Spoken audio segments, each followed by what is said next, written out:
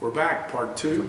Today's show, post All-Star break, post trade deadline, post Eddie going to Chicago, all those watching the Cubs. The Cubs. Yeah, we'll talk about that later. I want to find out what Bob for weeks was all about the trade. The trade deadline. I love it. Who won? Who lost? What Dodgers won. I feel like the Dodgers won. They got Machado. He's been nothing short of great since they got him. I think the Braves did okay. I think the Braves got some pitching that they needed. You know, I was excited. I think it's still going to be some excitement to come because I think you're going to see some waiver deals are going to go down. I wouldn't be surprised to see Andrew McCutchen get dealt before the waiver time comes. They just got him. Right, but I think that I have a feeling, and the rumor was right before the trade deadline was over, was the Nationals trading Bryce Harper. That's still a rumor that the waiver. I don't know why. He won't clear waivers. I don't think. No, he won't clear waivers. But they're saying that he'll go. But I thought Pittsburgh did well. They got Chris Archer. I had read that the Braves were going to get him. I had read that Milwaukee possibly. But Pittsburgh getting Chris Archer, so they must think they have a chance in the wild card. It was exciting. It was one of the best ones in a long time.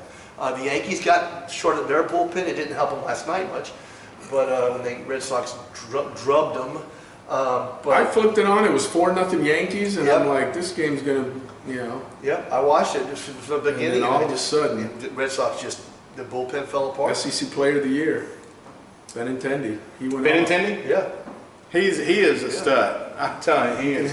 He can run. And the Red Sox picked up Pierce, and he hit 3 home runs last night. Yeah, that was incredible. I mean, it was a great time.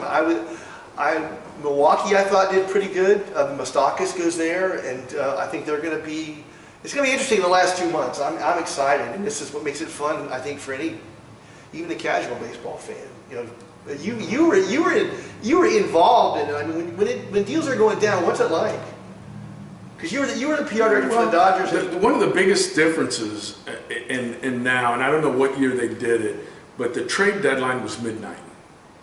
And it was midnight Eastern Standard Time. And now it's 4 o'clock. And now it's in the afternoon because a lot of times the West Coast teams are able to be working out deals and whatever, while the East Coast teams actually have games. They got games. They got a game going on, right. and the GM's trying to make trades and whatnot, so they moved it to the middle of the afternoon, which I think has changed things a little bit. But I remember it was one of those where on July 31st, when your game ended, you didn't go home. You didn't even go to the clubhouse really for interviews. You kind of went in there because the GM's ready. Oh, you know, we picked up Craig Counsell at that time. That's him calling right now. That's him. There were a bunch, and the lefty pitch, Ed Vosberg. I remember we needed a lefty for the bullpen, picked him up on trade deadline night, and it was exciting. You know, you never knew, and you didn't know if you were going big or not, and who was leaving. And the cool part about it was no one was getting traded off the team, because in a lot of cases you're trading minor league guys. But when you pick up the guys, someone's getting sent down. Somebody's getting sent down to minors. Yeah. So somebody's getting which optioned. is kind of, you know, someone's getting taken off the roster or someone's getting taken out, and you know, so there's a lot of pressure, a lot of tenseness in there, and you know, it's almost. I always sit there and say, when people sit there and complain because so and so he's got no loyalty and he's signing the big, you know, there's not a whole lot of people in this country that when they get job offers to make more money, they don't jump at those job offers. Right. But I guarantee you, they have a choice of whether they want to take that offer or not. In Major League Baseball, Bobby Bonilla, I remember when Bobby Bonilla was being traded to the Dodgers, when we traded, who was it, Jim Eisenreich, Bobby Bonilla, Gary Sheffield, Charles Johnson to the Dodgers for Mike Piazza. Okay? And, what? We did. Yeah. Why? And 2 days later, we traded Piazza for Preston Wilson and a pitcher. But when we were making that trade, I remember we were in St. Louis, and Gary Sheffield was not with the team. And we're watching the Dodger game after our game was over. and they show, and it's on TV, and we're in the clubhouse after our game was over, and they show the Dodgers owner's suite and GM suite, and there's Gary Sheffield sitting in the suite. He had not played with us that night, and there's Gary Sheffield talking, because they were basically, if he could get a contract extension, then he would approve the trade. Okay? Yeah. And Bobby Bonilla looks at me and says, "Look at that." He goes, when you came to the Marlins, it was your choice, right? And he goes, "Yeah."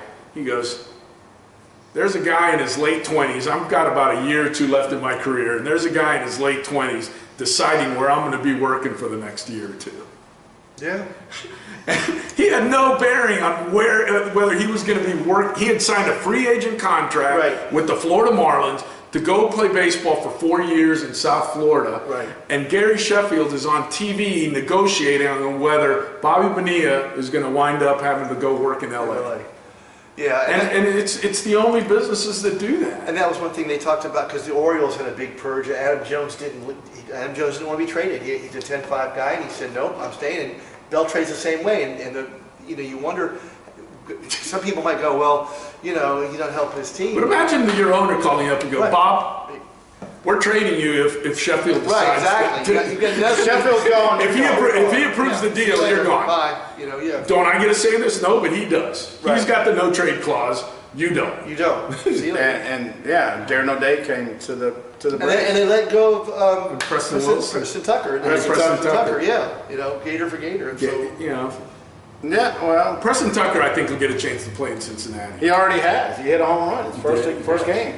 First game with him. He's going to be He can hit. He can hit, and that's He a great park. He never had a position here, and he still doesn't have a position in the big league. That's going to be a great park for him, though, I think, to be able to hit there.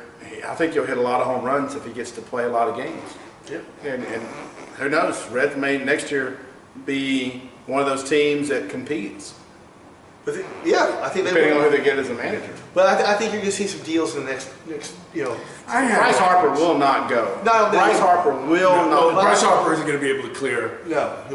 And they're not going to give him away. No. Even if he's a free agent, they're going to get everything they can get out of him. Right. And try to sign him back. Hopefully that he sucks the rest of the season. And the reason hot since he won the reason Bryce Harper will not go, okay, and it's something to know. Remember, when a player gets put on waivers, he is able to be claimed by any team in reverse order. The worst team will standings. have a chance to pick him up. Okay, so basically, as far as him making an impact on this year's pennant race, okay, and the Florida Marlins can't afford the contract. But I guarantee you there's some middle of the road or some up and building team that is in 4th place, 3rd place right now, not in the pennant race, that is not going to let him clear waivers to get up to the big guys for them to be able to negotiate. They're going to put the claim, and then they're going to offer boom, boom, boom, and the Nationals are going to say no. Right. I agree. And they'll pull him back off waivers, and he's no longer on waivers. But he will never be on waivers long enough for a contender to claim him. Exactly, and you can't. They had a shot. They had a shot to deal him. They didn't deal him. He doesn't have a totally absurd contract, because that's the other thing that some people do is they'll put a guy on waivers that they know nobody can take, and then the team claims him off waivers, so the upper level team can't get him. And the team that had him sits there and goes, "Fine, you claimed him, he's yours. Now you got to pay the contract." Yeah. And you basically unload a contract because of that. But Bryce Harper isn't an unloadable contract. No, he's not. So he's not going to get claimed. No, it was. Or not going to get traded. It was an interesting. I don't know that there was like the blockbuster one like last year that I think is going to make all the difference. With Verlander going to the Astros. I didn't see one of those this year that I'm like. Well, the Machado one, I think. Machado's a bat. He's a good bat, but they were already in first place. And they've been, I think they were half game up or half game down, and they're still half game up or half game down. It hasn't changed. Arizona, Yeah. Arizona's pitching staff, I like Corbin. I really, Yeah. you know, and he's had his name there with among the leaders for the last few years, and I never have really gotten a chance to watch him do I got it. to see Arizona play. First time. There we go. There we go. Yeah, you went to Wrigley. I did, yeah. We went to Wrigley last Thursday. Hey, not to warn it, but just a little side note. Remember, I went to St. Louis last year Yes, I remember. and saw the Diamondbacks play. That's right. So next year, it's your turn to It's go. your turn to go somewhere and watch the Watch the Diamondbacks. Watch the Diamondbacks. Yeah. Yeah, it was pretty fun. I mean, you know, there's a grand slam that happened, landed 20 feet from us, and we sat out in the bleachers, and you know, so if it was my one time probably go to Wrigley, and I talked to two young guys that were with me and they're sitting in the bleachers on a sunny afternoon with 39,000 of our favorite friends with us. 39,000, a 140 start on a Thursday afternoon.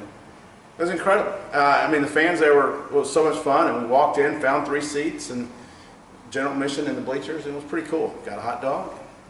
They had some adult beverages, and I had my Coke, and actually, I guess I had water that day because it was hot. I had water, and then they got down. The Cubs got down right after we came in, rallied in the 9th, and they walked the leadoff guy. And the leadoff guy was the guy they picked up from Tampa Bay.